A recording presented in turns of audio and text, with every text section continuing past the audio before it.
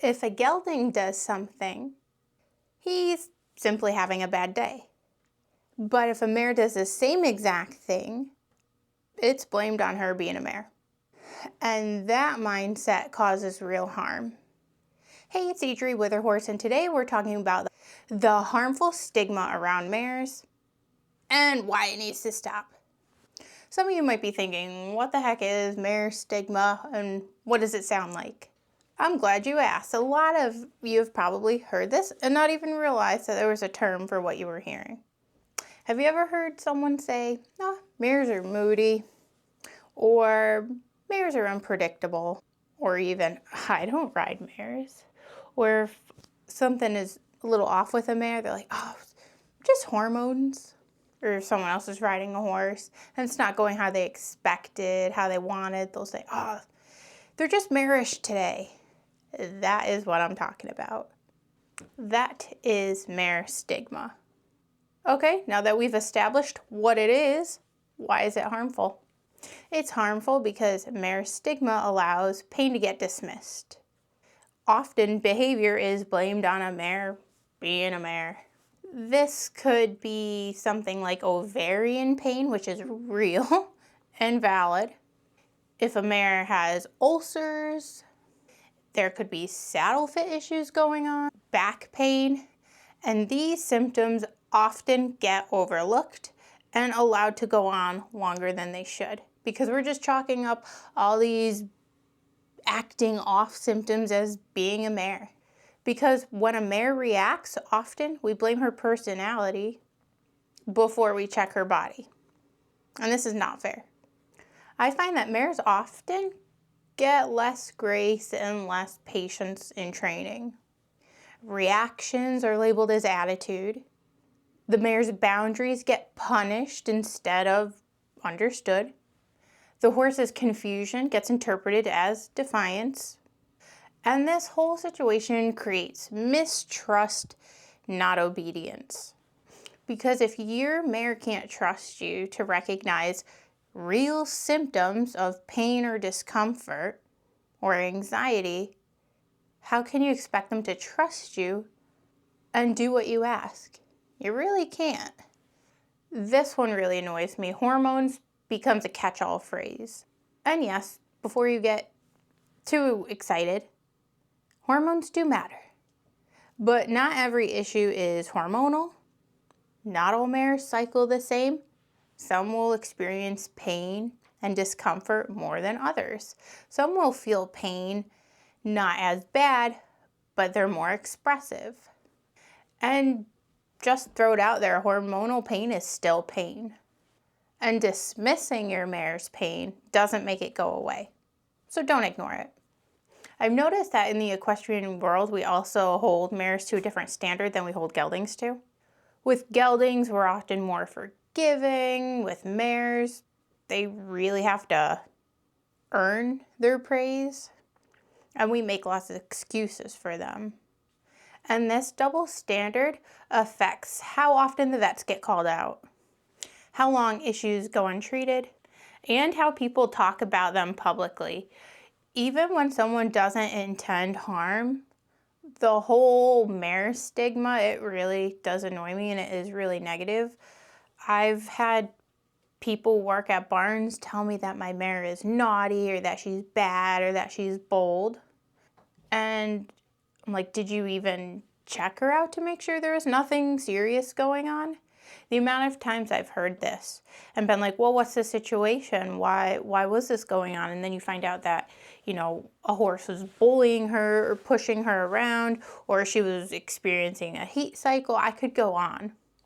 How people talk about mares publicly is really disturbing to me, and I think it's high time we treat mares and geldings with the same grace, with the same respect, and we take their pain seriously each time. Language does shape behavior and words do matter. Calling a mare spicy or difficult or a drag, that changes how people handle mares. I've seen my mare do the same exact thing that a gelding will do and my horse gets yelled at it. For example, if my mare goes down the barn aisle, you know, she's just minding her own business and another horse puts their nose right in her behind, usually a gelding, she doesn't like it. She'll squeal out and even kick out. Now, she doesn't kick the horse. She kicks straight back and the horses are on the side in a stall, but she'll get scolded by people who didn't even see the situation. Now, my horse, she's a curious girl. Sometimes she's a little rude, and she's done the same thing. She's put her nose a little too close up a gelding's booty. If the gelding's going slower than she is and we're going to overtake the gelding, she's put her nose in a horse's booty. I'm not going to lie. But she's not afforded the benefit of the doubt like the gelding is. Like she's being moody or she's being spicy. So I've noticed mares are definitely handled more roughly and more impatiently. And they'll do it right in front of me too. Not cool. The truth about mares is this. Mares are often very clear communicators. They give feedback early. If they don't like something, they let you know. Just because a gelding might keep its feelings to itself a little more or be a little more passive, that does not mean that the mare is bad, misbehaved, has an attitude problem, or is being disrespectful. By the way, I don't really understand how a horse could truly be disrespectful, but I've really heard that out there a lot on the internet. People love to say that a horse is being disrespectful, but a horse can't have intentions like people can, so makes no sense to me. Mares often don't tolerate mishandling and unfair treatment. And that's not a flaw. I think that's fantastic. I like mares and geldings, but if I had to choose, I would pick a mare every time. I think back to all the horses that I've ridden, from lessons to exercising friends' horses to even my own horse. I picked a mare. I wasn't exactly sure what I wanted in a horse for my first time, but I did know that I wanted a mare specifically because I value what they bring to the table. They are very consistent when listened to. If you respect them, they respect you. And they're not just gonna blindly follow you. You have to earn their trust. I really respect that about them. I don't find mares to be more emotional. I find them to be more honest. So some practical takeaways. Behavior changes deserve investigation and not labels. Hormonal pain is real and treatable. You'll get further with a mare through fair handling rather than force. I think a lot of times mares don't work for a lot of people because they are forceful and they don't really understand how a mare works.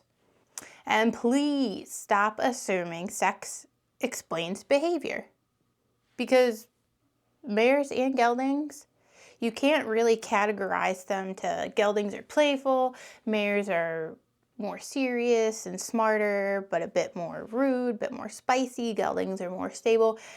Every horse is an individual, but generally speaking, you can't assume that certain behaviors is because the horse is a mare. You should definitely investigate to make sure that there's nothing medical going on. If we stop blaming mares for communicating discomfort, as they should, we'd have fewer problem horses and better partnerships. And to my fellow mare owners out there, I'd love to hear your experiences in the comments. I'm Adri Witherhorse. Thanks so much for watching today's video. If you want more horse care, horse-related videos, consider subscribing, because that's all I do.